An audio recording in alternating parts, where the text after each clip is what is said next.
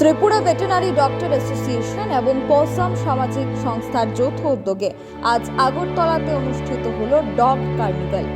রাজধানী আগরতলা স্থিত স্বামী বিবেকানন্দ ময়দানে আয়োজন করা হয় এই ডগ কার্নিভাল। এদিন এই কার্নিভালের সূচনা করেন মন্ত্রী সুধাংশু দাস এবং তাছাড়া উপস্থিত ছিলেন আগরতলা পুর নিগমের মেয়র দীপক মজুমদার সহ অন্যান্যরা। আজকের এই ডগ কার্নিভাল গোটা রাজধানী আগরতলার মধ্যে একটা আকর্ষণের জায়গা কেড়ে নিয়েছে, যেখানে ডগ প্যারেন্টসরা তাদের ডগগুলিকে নিয়ে সারিবদ্ধভাবে সাজিয়ে এই কার্নিভালের অংশগ্রহণে যোগ দেয়। Bureau report, social Bangla.